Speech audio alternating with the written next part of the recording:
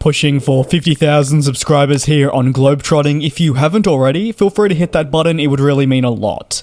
The Airbus A380 would formally be introduced to the industry in the 2000s with Singapore Airlines, and when production ended in 2021, the overarching theme was the struggles in obtaining customers and general orders for the aircraft.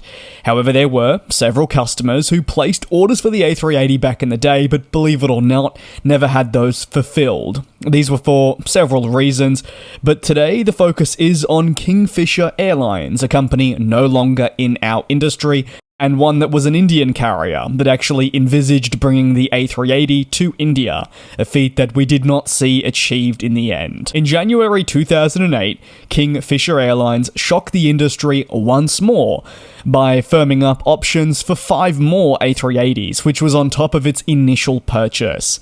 As part of these 5 units, the airline would double its total commitment to the A380 series to 10. An order could only be described as bold and indicative of the direction Kingfisher wanted to head. The A380 brought on significant capacity, and Kingfisher believed this could aid them in serving more markets globally. At the time of this purchase, however, Kingfisher's CEO said they could not actually offer overseas flights. Now, this was thanks to rules within India that meant the company could only operate on domestic services for a period of 5 years before it was allowed to fly internationally. However, the vision was eventually when the A380 would be delivered, Kingfisher would act as a non-stop international airline utilizing wide bodies. It saw these domestic flights as a bit of a short-term solution in obtaining that long-term goal. Kingfisher's decision to invest in the A380 was fueled obviously by a combination of pretty important strategic decisions and a general view to drive itself as a positional leader in the industry. Some analysts believe that Kingfisher would initially not do too well with the A380 on service from cities within India to global destinations, but the belief was, by these analysts too, that it would pick up substantially with time and the A380 would be the perfect plane to meet future demand. However, there were also those on the other side of the spectrum. I'd argue this was the majority who firmly believed that Kingfisher's order was not just to begin with a mistake, but increasing the commitment by doubling it was a huge mistake. That would be detrimental to the airline's long-term future. Analysts would agree, though, that there would be a massive upside if everything went according to plan.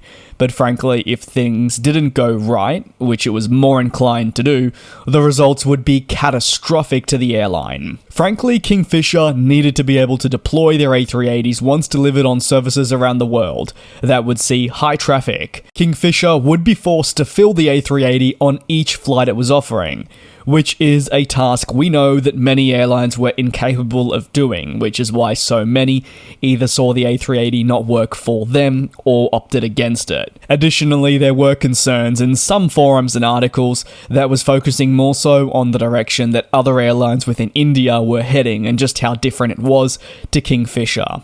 These people were able to see that your Air India and at the time Jet Airways were moving towards more next generation fuel efficient and more importantly twin engine aircraft rather than your quad engined A380. While the dream of a fleet with the A380 would have been fantastic, it was actually ultimately very short lived and maybe for the better. As you would have said back in the day, had Kingfisher flown these A380s, probably wouldn't have gone all that well. Kingfisher Airlines ultimately faced challenges unlike any other.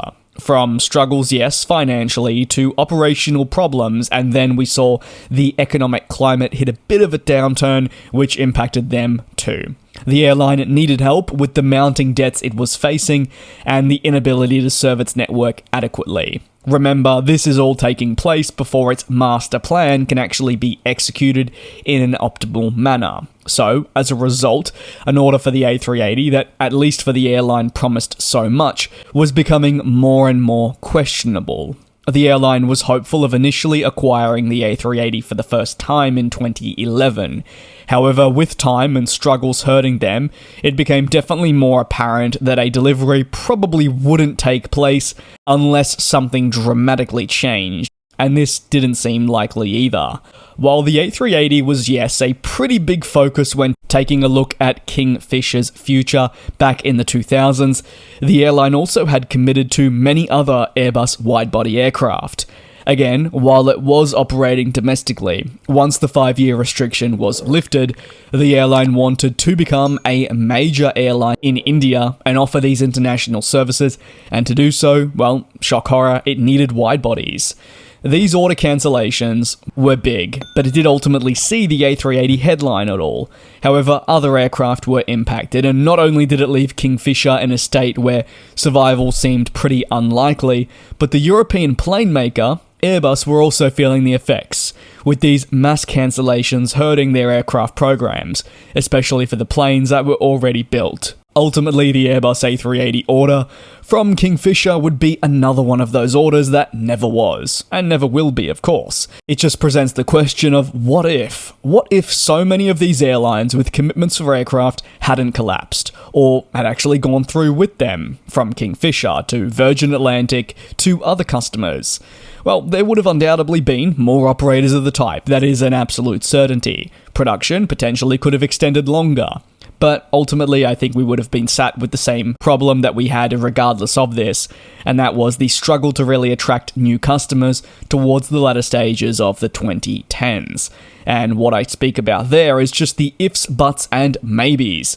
In the case of Kingfisher, it can be described as a very cautionary tale that expanding too quickly isn't always the best decision. Again, this is if it's not executed correctly, and for many airlines that is to be the case. While there were several factors outside the airline's control, there were also decisions made by key executives forming the upper management that can now be heavily criticised as being done so at the wrong time. And you'll probably stop me there and make mention that it's very easy for anyone to now criticise an airline with hindsight, and you would be correct.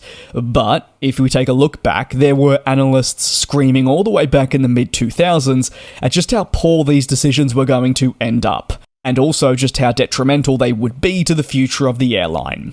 You can let me know your thoughts down below in the comments on Kingfisher's order for the Airbus A380 that never was. If you'd like to see me cover more of these aircraft orders that never were, it doesn't just have to be for the Airbus A380, although of course they are going to be the most documented and for some the most fascinating, please do let me know down below in the comments. I would really appreciate if you did hit that like button if you enjoyed the video, and subscribe to the channel if you are new. As I stated at the beginning, trying to push for 50,000 this year, and I think with some support of the amazing community that tunes into these videos on a bi-daily basis, we can achieve that. Thanks a lot. Please take care, be safe. I will see you in a couple of days to take a look at more industry analysis.